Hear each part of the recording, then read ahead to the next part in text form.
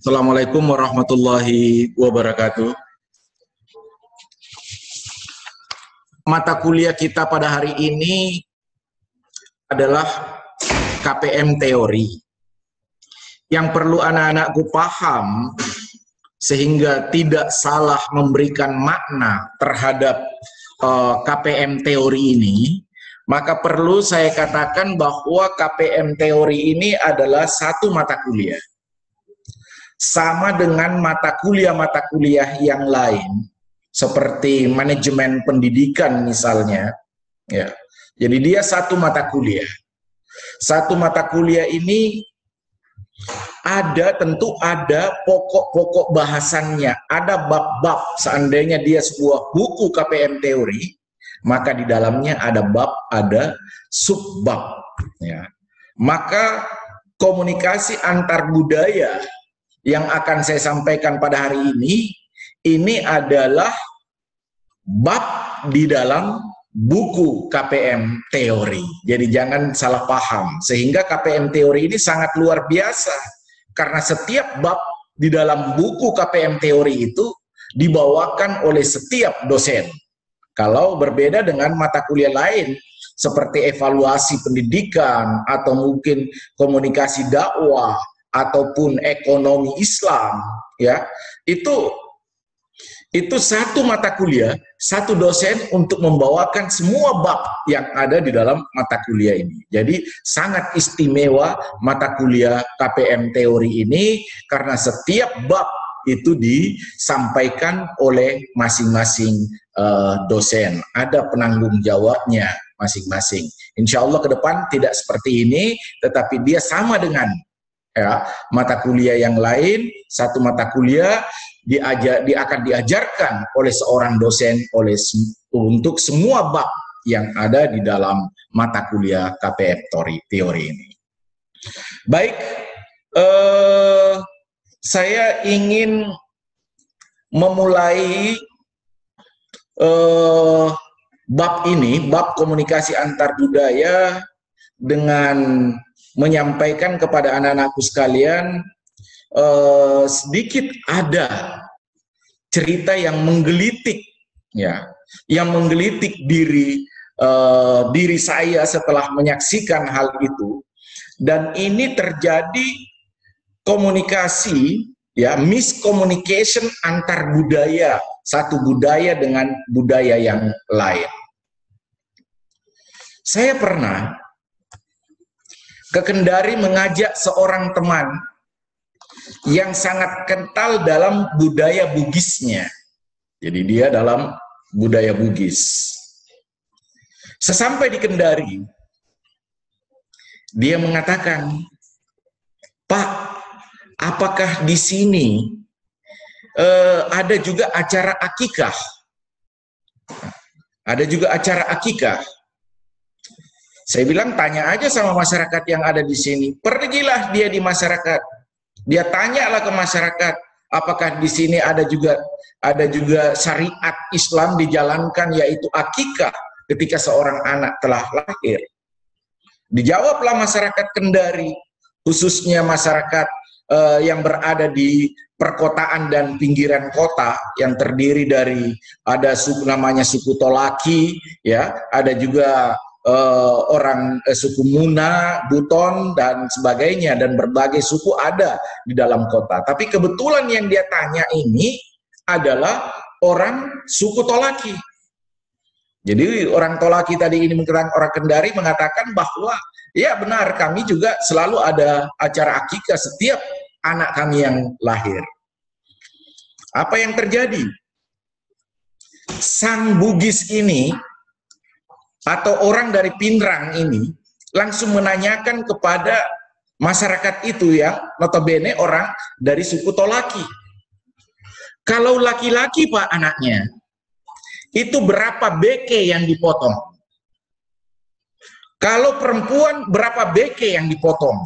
Marah, ya, marah sang orang Tolaki ini.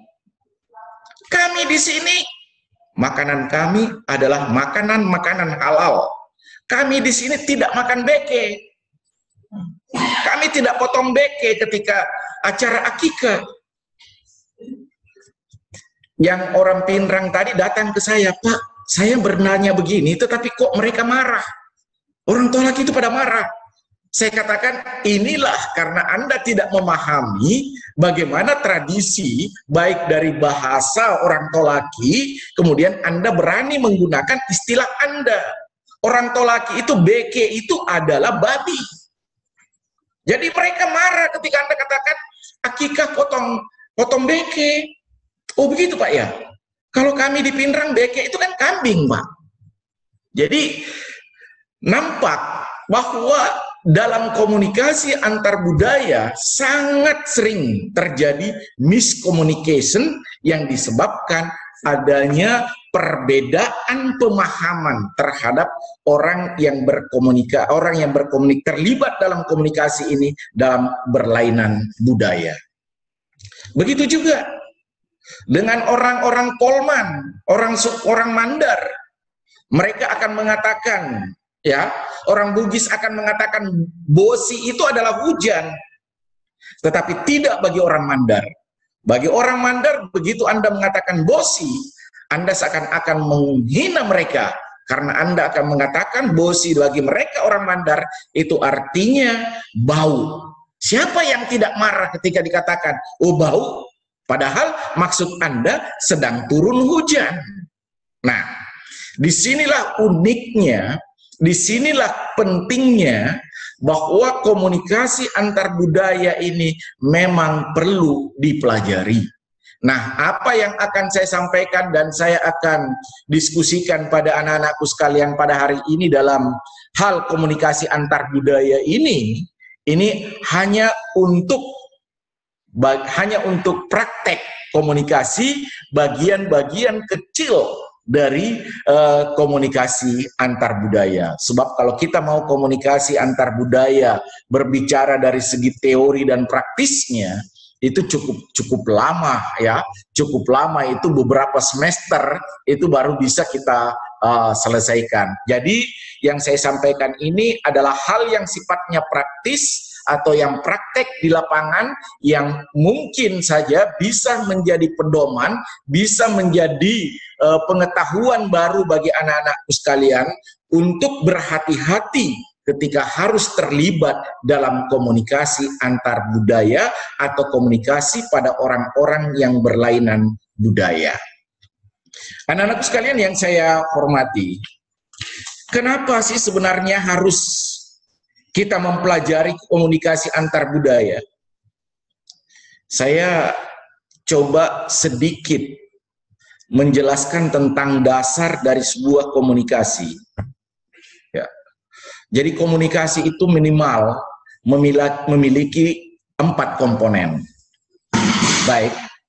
Jadi dia komunikasi itu memiliki 4 komponen minimal.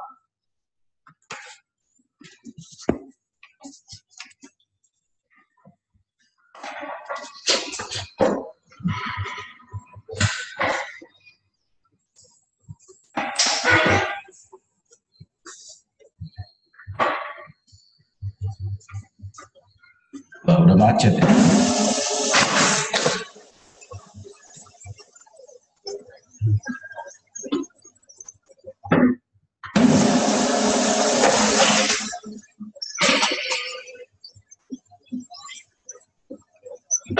Ya, oke. Jadi komunikasi itu minimal ada 5 komponen. Ya, komponen yang harus diperhatikan di dalam kita melakukan kegiatan komunikasi. Yang pertama, itu harus ada yang namanya komunikator. Ya, ada yang namanya komunikator. Makhluk apa ini komunikator? Komunikator ini adalah orang yang berniat untuk melakukan kegiatan komunikasi. Ya. Siapa yang berniat melakukan kegiatan komunikasi? Kalau seperti kita sekarang melakukan kegiatan komunikasi, maka sayalah yang berperan sebagai komunikatornya. Yang kedua, komponen yang kedua itu harus ada yang namanya komunikan. Siapa yang menjadi komunikan kita pada hari ini? Anak-anakku sekalian yang sedang mengikuti perkuliahan ini sebagai komunikan. Jadi anak-anakku lah yang menjadi komunikannya. Yang ketiga, setelah ada komunikator, ada komunikan, ada yang namanya pesan. Mana pesan? Inilah yang keluar dari mulut saya, yang anak-anakku sekalian dengarkan, itulah yang menjadi pesan. Kalau anak-anakku lihat saya menggerakkan tangan saya kadang tersenyum, saya kadang serius, suara saya kadang melunak, kadang keras, maka itu semua adalah unsur-unsur dari pesan itu sendiri. Saya saja mengatakan begini tanpa suara, ini adalah pesan. Ketika anak-anakku berkomunikasi antar budaya, tersenyum dengan orang, maka minimal sekalipun pesan-pesan yang disampaikan melalui oral, melalui mulut, tidak dipahami oleh komunikan kita, tetapi minimal senyuman kita ini menjadi sebuah pesan, atau yang disebut dengan pesan non-verbal. Minimal kita senyum, mereka tahu bahwa kita senang bertemu mereka. Ini adalah sebuah pesan. Tapi pesan apa? Pesan non-verbal. Sama ketika saya mengatakan ini, ketika saya mengatakan ini, ketika saya mengatakan ini, ketika saya mengatakan ini. Ini semua adalah pesan-pesan non-verbal. Kalau ini pesan non-verbal. Ketika saya mengatakan dua, maka itulah yang disebut duanya adalah pesan verbal. Ya. Oke, jadi pesan. Unsur ke ini ada pesan. Yang keempat, ada yang namanya saluran. Ya, saluran atau biasa juga kita sebut dengan ada yang namanya channel. Ya, ada saluran untuk menyampaikan pesan. Hari ini nampak sekali kalau saluran yang saya sampaikan, yang kita gunakan dalam komunikasi pada saat ini, kita menggunakan internet. Kita menggunakan laptop, anak-anakku menggunakan handphone, atau ada yang mungkin menggunakan PC, personal komputer. Nah, itulah yang menjadi media komunikasi kita. Ketika kita bertelepon dan kita menyampaikan pesan di situ, itu juga namanya channel atau saluran, atau biasa juga disebut dengan media. Pertanyaannya kemudian, kalau kita berbicara secara langsung, apakah ada channel, adakah saluran yang digunakan, adakah media digunakan? Ada. Di dalam fisika dikenal istilah gelombang suara. Kalau tidak ada gelombang suara di sekitar kita ini, maka sekalipun kita berjarak 1 meter, kita tidak akan mendengarkan orang yang menyampaikan apa kepada kita. Karena tidak adanya gelombang suara. Satu bukti gelombang suara waktu mungkin anak-anakku masih kecil, umur SD kelas 2, kalau pulang sekolah disuruh temannya, kamu pergi ke tiang listrik sana. Temannya yang satu berada di tiang listrik sini. Tiang listrik di sini dipukul, mata sudah menangkap bahwa teman di sana sudah memukul tiang, tetapi suaranya lambat baru tiba di telinga kita. Ini satu bukti bahwa ada saluran yang namanya gelombang suara. Gelombang suara lah yang menjadi media penyampai pesan kita dari seorang komunikator kepada komunikan. Yang kelima, ada yang namanya efek. Ini efek apa?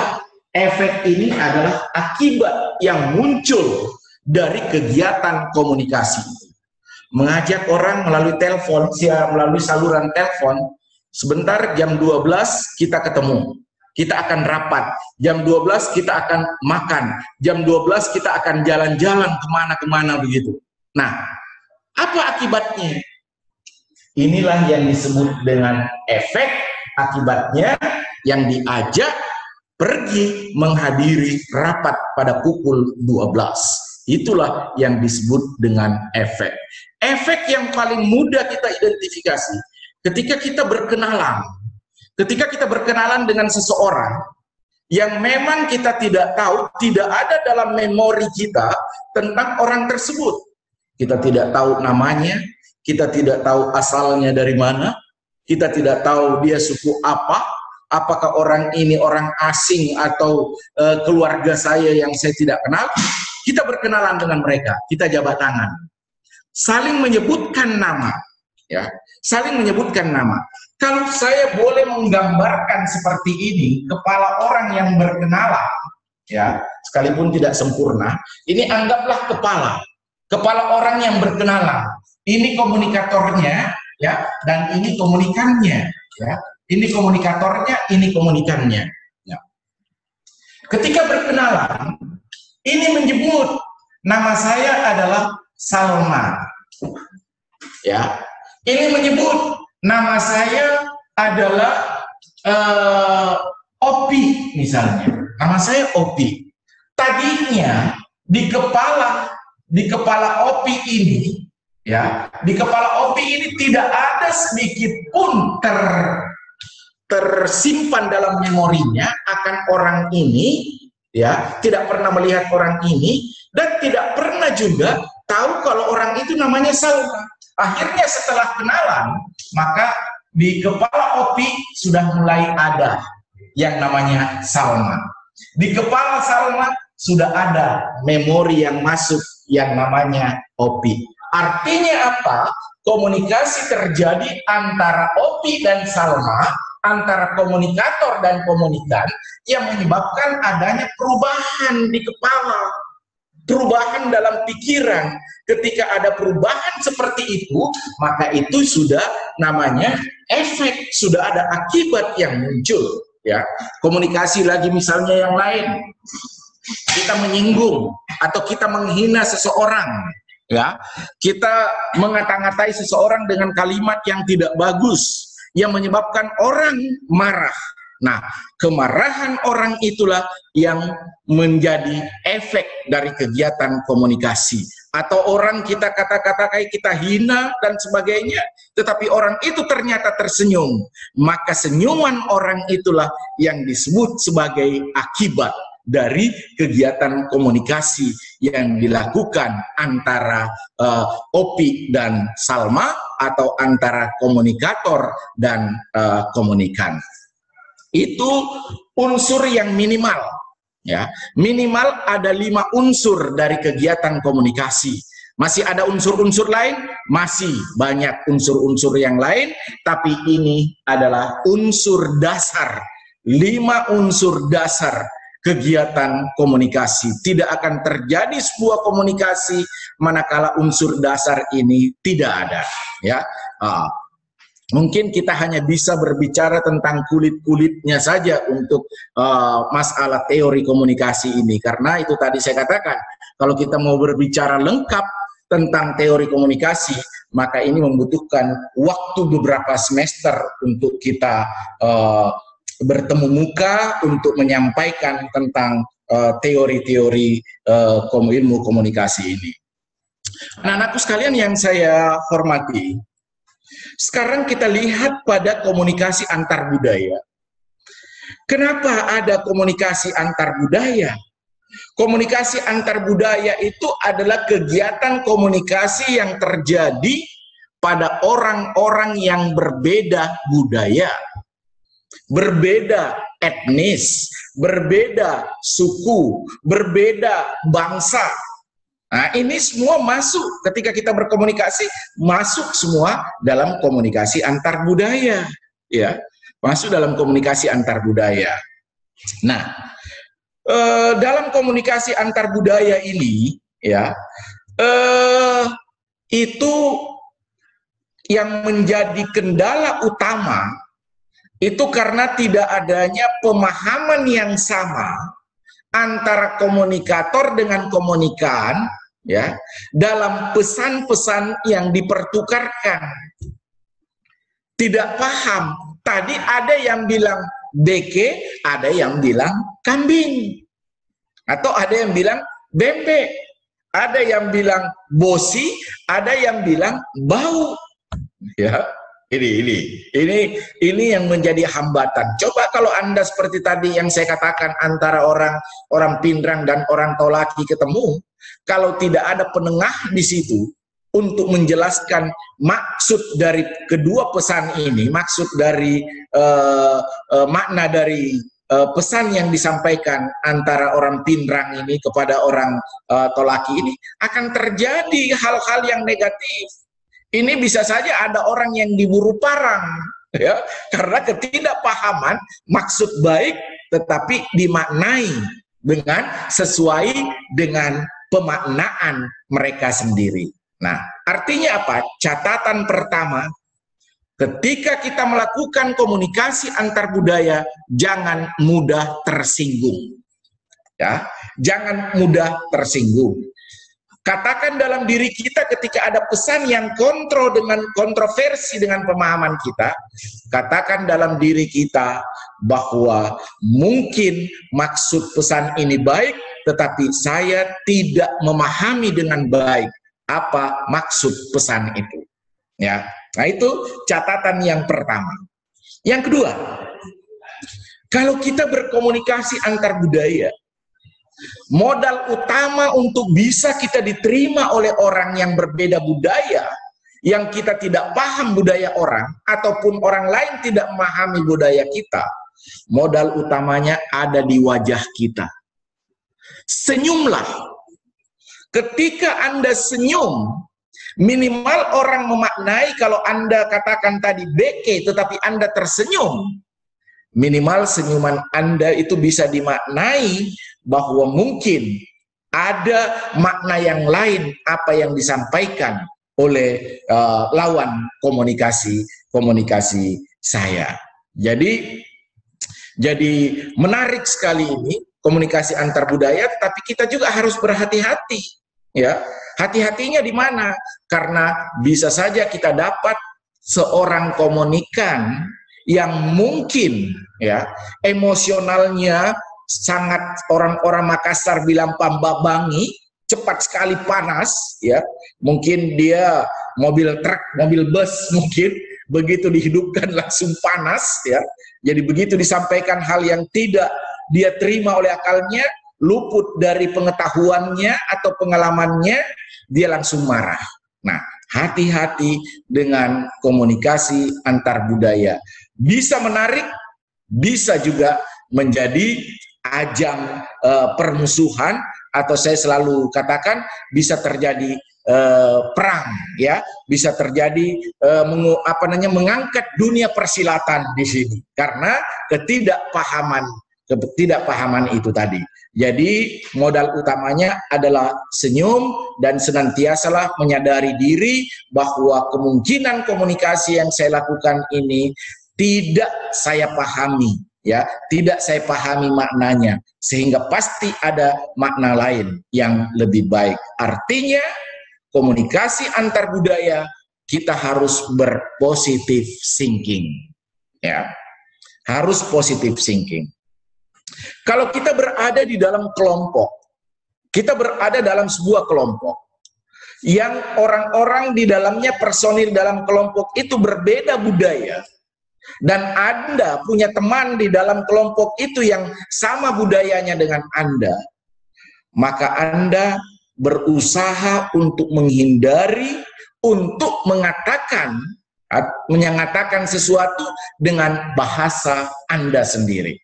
Ya, Anda harus berpikir bahwa jangan sampai ada salah pemaknaan dari orang-orang yang berbeda budaya itu. Jadi jangan kita menggunakan bahasa kita lain ketika kita komunikasi sesama budaya. Silahkan menggunakan istilah-istilah itu, ya. Kemudian ketika kita terjadi komunikasi antar kelompok di mana peserta komunikasinya berbeda budaya, jangan Anda sekali-sekali berbisik, ya. Hindari berbisik. Sekalipun Anda berbisik dengan teman Anda, ini bisa membuat, ya, komunikasi Anda tidak lancar dengan personil yang lain, yang disebabkan dia tersinggung. Karena komunikasi antar budaya ini dapat dengan mudah, ya, untuk membuat orang jadi tersinggung. Ya, gampang sekali untuk menjadikan orang tersinggung. Anda berbisik saja, Anda menggunakan saja istilah Anda sendiri, mungkin baik maksudnya, tetapi dimaknai orang secara negatif. Artinya, di dalam komunikasi antar budaya, ketika kita harus membuat pesan sebagai elemen ketiga dari sebuah kegiatan komunikasi, maka pesan-pesan itu kita harus cari kira-kira apa yang bisa dimaknai oleh orang yang berbeda budaya.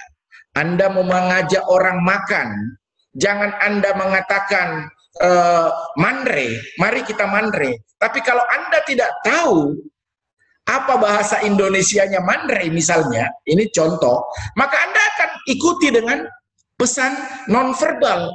Ayo kita mandre, ayo kita lau minum, ya. Ikuti dengan pesan-pesan nonverbal, karena fungsi pesan nonverbal salah satu fungsinya adalah menguatkan pesan verbal. Jadi pesan nonverbal itu memperkuat pesan verbal.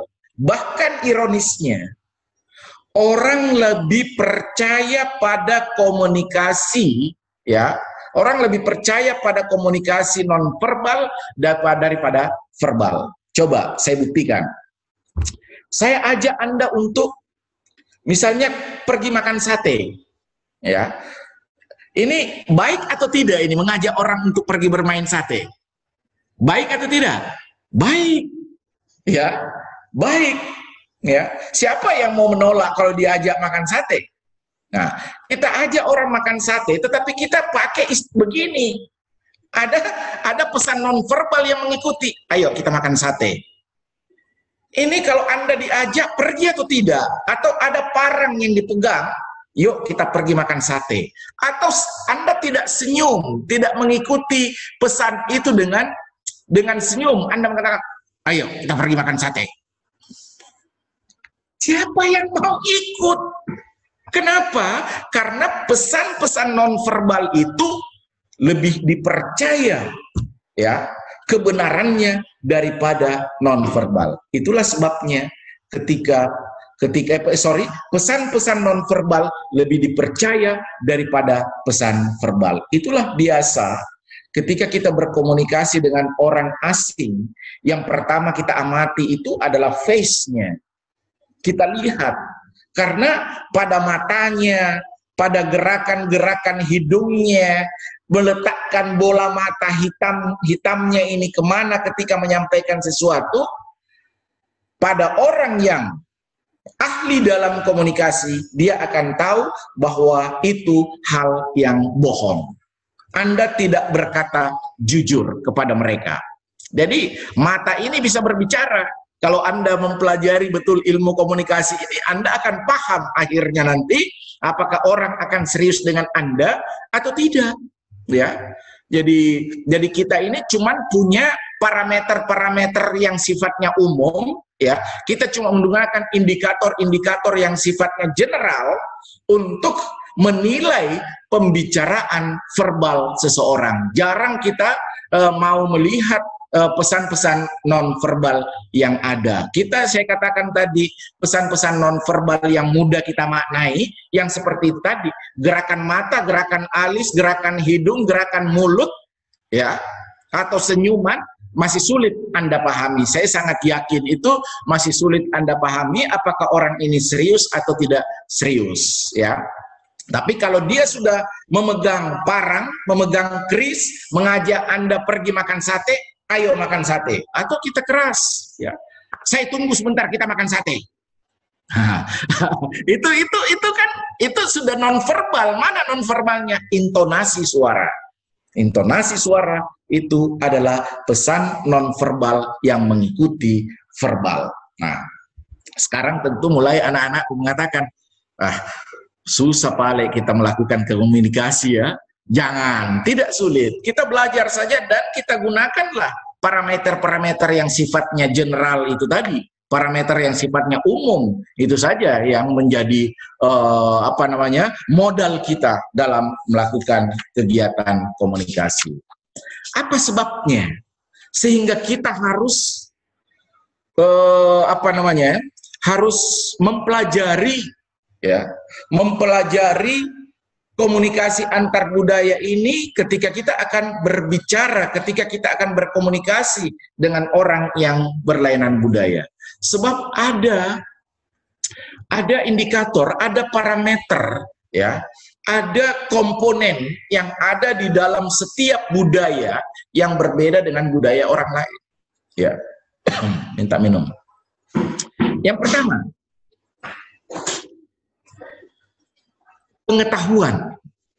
pengetahuannya berbeda, bahasanya berbeda, simbol-simbol yang digunakan berbeda.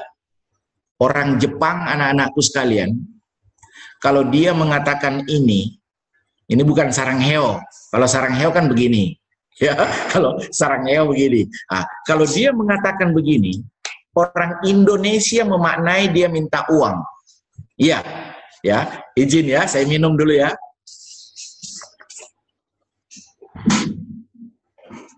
Orang Indonesia akan mengatakan minta uang ketika dia begini. Hati-hati dengan orang Jepang. Orang Jepang Anda kasih begini, ini bisa mereka maknai bahwa mereka akan diancam untuk dibunuh. Ya. Jadi boleh jadi simbol ini mereka maknai orang Jepang itu bahwa ya saya akan bunuh kau. Nah, kalau kita minta duit, begitu dikasih begini, oke. Paling kita bilang oke. Ya. Atau bilang mau ini, mungkin kita bilang oh ya mau dong, padahal Anda akan dibunuh itu, ya. Ini perbedaan-perbedaan simbol-simbol dalam komunikasi nonverbal. Orang India kalau mengatakan begini itu tidak baik. Tapi sekarang sudah mulai baik bagi orang India. Orang India yang baik itu kalau begini. Kalau Anda dikasih begini berarti top, Anda dapat jempol. Nah, ini mulai kita lihat bahwa komunikasi berbeda memang dari segi pengetahuan. Ya, dari segi pengetahuannya, dari segi bahasanya, baik itu bahasa verbal ataupun bahasa nonverbalnya, kemudian bahasa tubuhnya, para language ini juga berbeda antara satu budaya. Yang kedua, parameter yang kedua sesudah perbedaan pengetahuan, yaitu perbedaan kepercayaan. Kepercayaan juga berbeda antara satu orang dengan orang lain, ya, akan berbeda kepercayaannya. Mungkin ada yang percaya pada satu benda, bahwa benda ini bisa memberikan khasiatan seperti ini misalnya, ya. Ada yang menganggap itu tidak apa-apa. Coba perbedaannya begini ya, saya kasih lihat perbedaannya. Persoalan kepercayaan. Orang Jawa dulu, bukan sekarang sudah berubah mindset. Orang Jawa itu dulu pantang untuk makan daun kelor. Ya, mereka anggap daun kelor ini punya keramat tersendiri. Kenapa? Karena daun kelor itu dipakai untuk memandikan mayat. Mereka percaya itu. Ada kepercayaan itu pada mereka. Sedangkan kita di Tanah Bugis atau di Sulawesi, ya, semua suku yang ada di Sulawesi, daun kelor ini jadi sayur, sumber nutrisi bahkan, dan akhir-akhir ini dianggap dia punya kekhasiatan untuk menyembuhkan, ya, atau meringankan beban penyakit seseorang. Nah, itu kepercayaan, ya. Kepercayaan. Nah, akan juga berbeda pada ada seseorang misalnya di dalam masyarakat itu, dia sangat dipercaya oleh masyarakat itu, ya. Tolotan misalnya, ya, kita bertemu dengan orang Tolotan. Ketika kita melihat uak mereka, kita akan mengatakan, masa orang begitu saja mau diikuti pembicaraannya, mau diikuti petunjuknya, karena kita berbeda kepercayaan dengan mereka. Kalau mereka percaya benar-benar pada uaknya, bahwa apa yang disampaikan uaknya itu adalah sesuatu yang harus diikuti. Itu adalah instruksi yang harus diikuti. Manakala kita tidak mengikuti, maka akan datang bencana pada kita. Nah, ini untuk pada budaya suku Lotang. Nah, jadi intinya saya ingin mengatakan bahwa perbedaan kepercayaan ini juga yang mengakibatkan bisa terjadi konflik dalam komunikasi antar budaya. Yang ketiga, seni.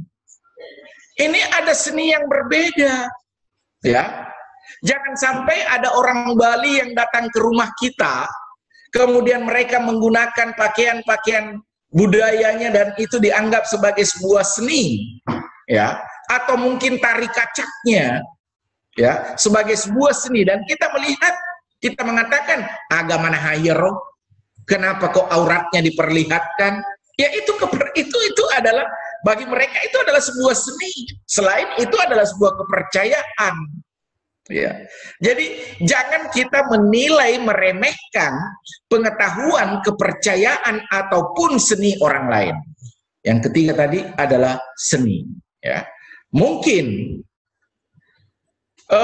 kalau kita berbicara aliran-aliran dalam musik, apalagi istilahnya itu aliran dalam musik, ya genre-genre yang berbeda. Ya, ada orang yang suka dangdut. Saya suka dangdut saya. Jangan dalam komunikasi antar budaya Anda memaksakan selera Anda pada satu genre musik atau aliran dangdut. Anda akan mengatakan rocklah yang terbaik, poplah yang terbaik, keronconglah yang terbaik. Kenapa? Karena perbedaan-perbedaan itu kalau Anda jadikan memperluas gapnya, maka itu diskusi Anda tidak akan selesai, ya, dan Anda akan berakhir dengan konflik, sekalipun bukan konflik fisik, tetapi ada konflik internal di dalam diri kita.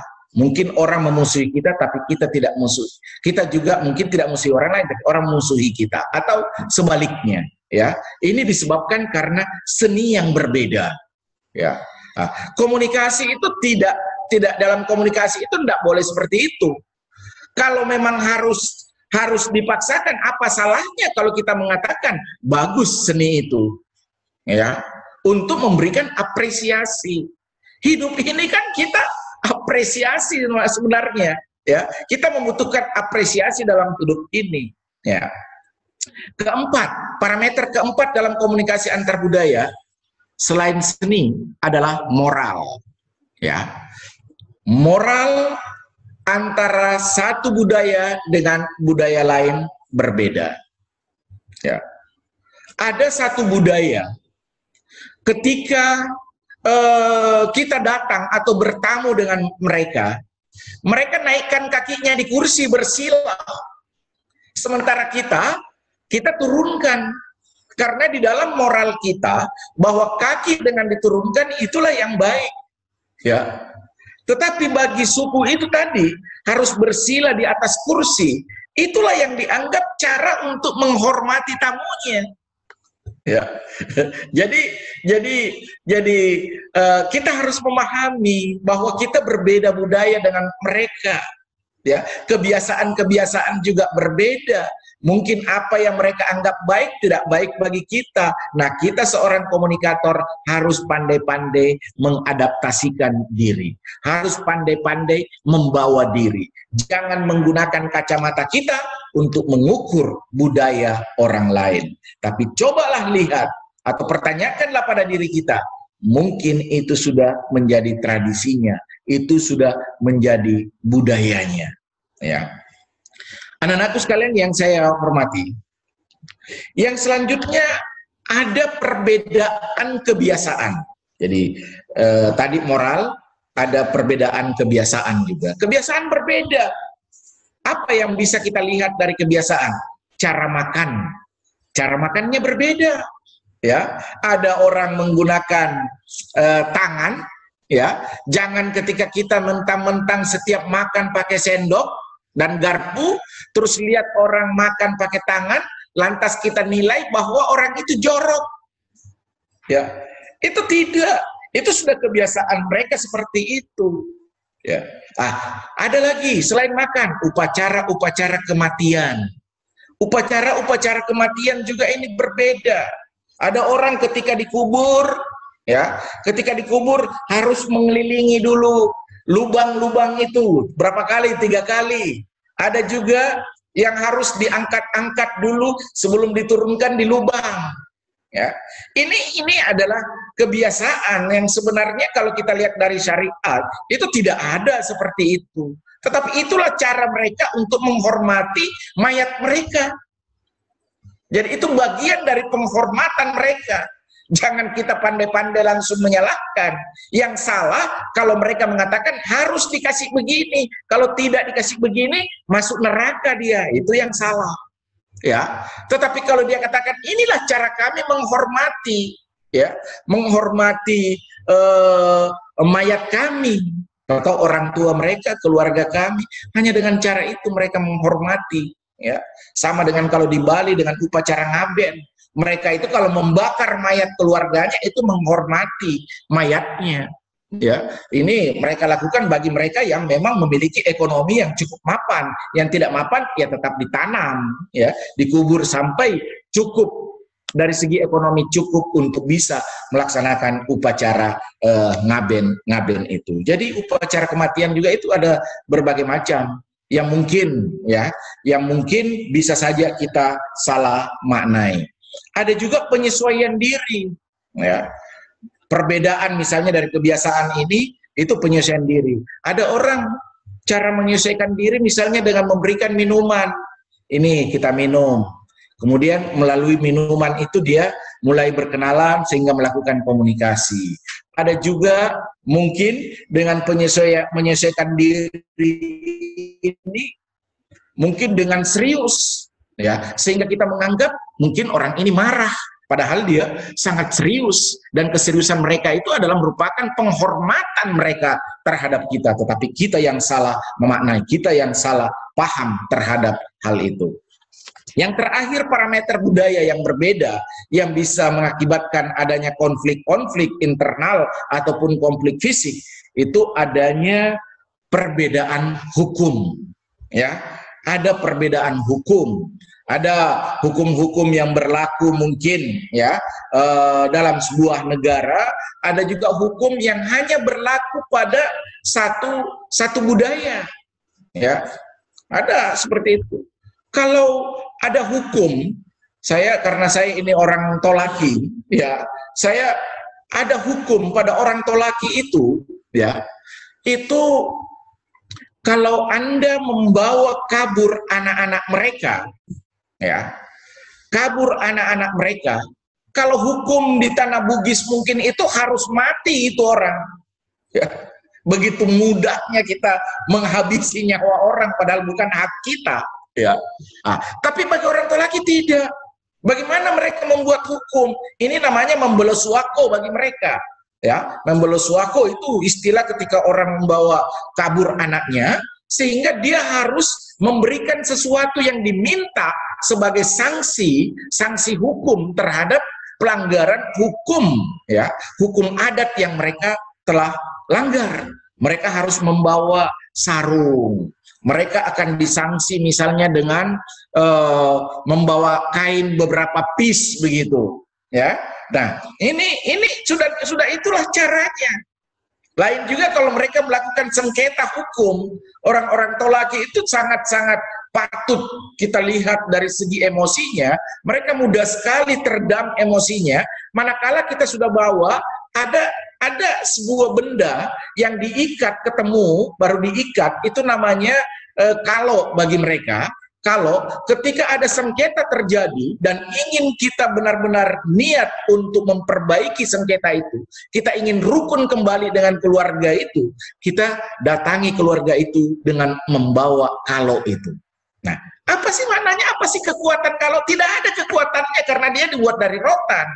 Tetapi karena ini adalah sebuah hukum adat bagi mereka, mereka harus menghormati. Semua mereka harus menghormati terhadap hukum itu. Jadi ada perbedaan-perbedaan hukum yang terjadi pada setiap budaya, ya. Nah, itu yang harus kita pahami, parameter-parameter budaya itu. Anak-anakku sekalian yang saya hormati, akhirnya saya ingin menutup sedikit teori tadi ini, teori tentang komunikasi antar budaya ini, ya. Kenapa ada perbedaan-perbedaan dalam komunikasi antar budaya? Kenapa tidak berlaku umum? Ya, ini sangat sulit karena mereka memang hidup dalam budaya mereka masing-masing. Itu disebabkan karena norma dan nilai yang lahir dan terus berkembang. Ya, saya sangat sangat senang berbicara tentang suku saya. Ya, suku saya di Kendari itu karena memang saya lama di sana dan mengamati benar dan tahu benar ya hal-hal yang kecil dari suku-suku saya itu. Ya, jadi dulu ada yang namanya setiap ada ini masalah norma dan nilai yang lahir ya dan kemudian berkembang. Ada yang namanya kesenian lulo ya, ada kesenian lulo. Itu dulu kalau orang yang dulu ya, tapi kan sekarang berkembang.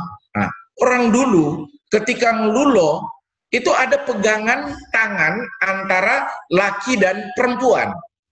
Ketika Anda masuk mau memotong mereka ikut ingin main lulo, ya karena ini seni, Anda harus pamit dengan baik-baik untuk memutuskan tangan mereka. Ya, tidak bisa Anda langsung masuk seperti itu saja. Ya, ini dulu seperti itu. Anda harus pamit. Ketika mereka tidak izinkan, maka Anda tidak berhak untuk memotong mereka.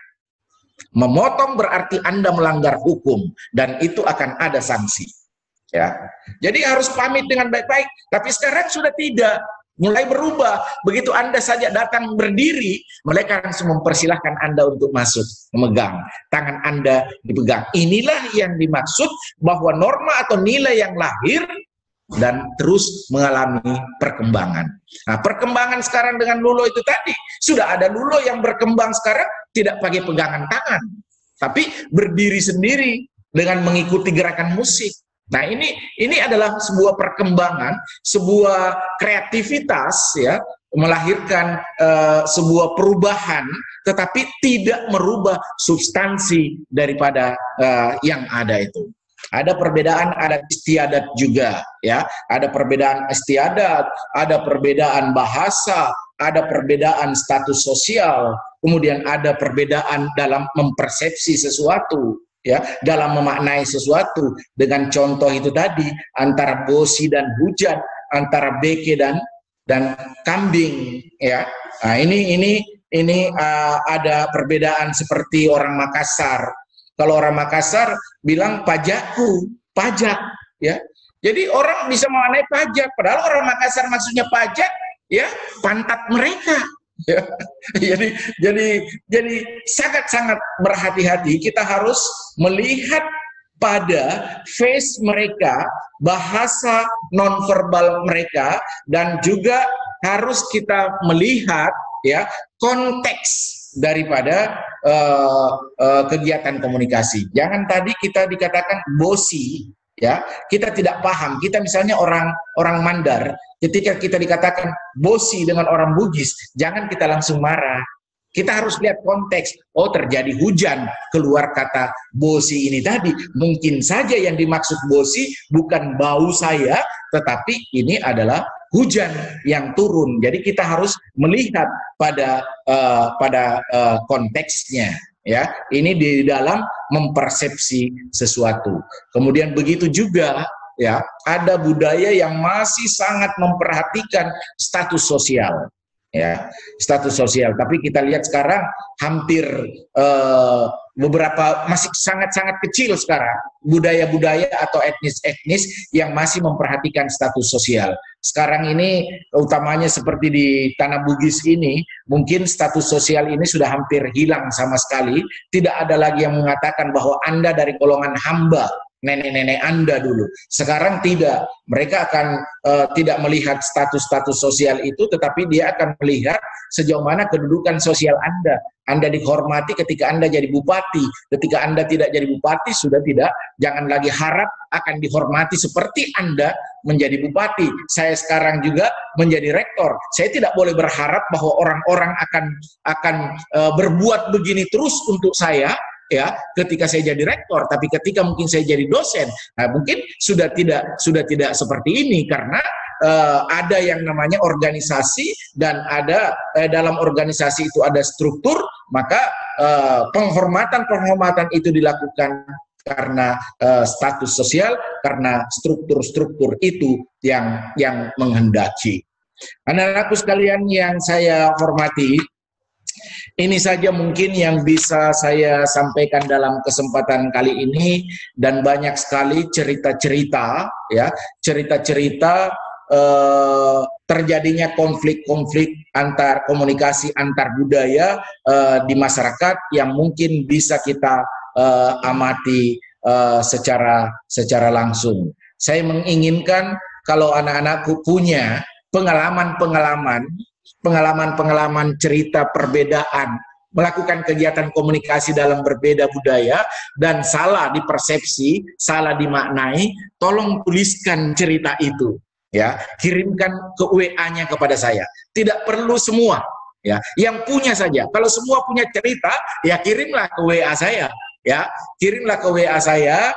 Karena apa yang anak-anakku berikan itu menjadi pengetahuan baru bagi saya, sehingga dalam penyusunan literatur ataupun dalam ceramah-ceramah saya dalam menyampaikan komunikasi antar budaya ini bisa lebih kaya dengan contoh-contoh yang diberikan dari anak-anakku sekalian. Jadi saya harap anak-anakku sekalian yang punya cerita tentang kejadian-kejadian lucu atau kejadian-kejadian aneh yang menyebabkan adanya konflik, ya, adanya konflik fisik atau konflik konflik non fisik, ya, tapi konflik perasaan saja mungkin dari segi psikologinya saja, ya, mohon anak-anakku untuk tuliskan pengalaman itu. Jangan disimpan pengalaman itu, karena pengalaman orang lain akan menjadi pengembangan ilmu pengetahuan di masa yang akan datang. Sekecil apapun cerita kita pada pengalaman yang kita alami sekarang atau masa lalu, yakinlah bahwa itu bisa mengembangkan ilmu pengetahuan, ya, akan bisa mengembangkan ilmu pengetahuan. Jadi tidak ada di antara anak-anakku sekalian yang tidak bisa mengembangkan ilmu pengetahuan, karena kontribusi melalui cerita-cerita yang dialami ketika itu dikirim kemudian dikaji oleh seseorang, dan ini bisa dikembangkan, ya, bisa mengembangkan ilmu pengetahuan yang notabene asal dari cerita itu dari anak-anakku sekalian, berarti anak-anakku berkontribusi dalam mengembangkan ilmu pengetahuan. Anak-anakku yang luar biasa, demikian apa yang dapat saya sampaikan. Mudah-mudahan ada manfaatnya dalam komunikasi antar budaya ketika kita melakukan kuliah pengabdian masyarakat, ya. Tidak ada lagi konflik-konflik yang terjadi akibat kesalahpahaman atau kesalahan persepsi di dalam memaknai pesan-pesan verbal ataupun non-verbal dari masyarakat di mana kita melakukan KPM teori. Demikian apa yang dapat saya sampaikan. Lebih dan kurangnya mohon dimaafkan. Wassalamualaikum warahmatullahi wabarakatuh.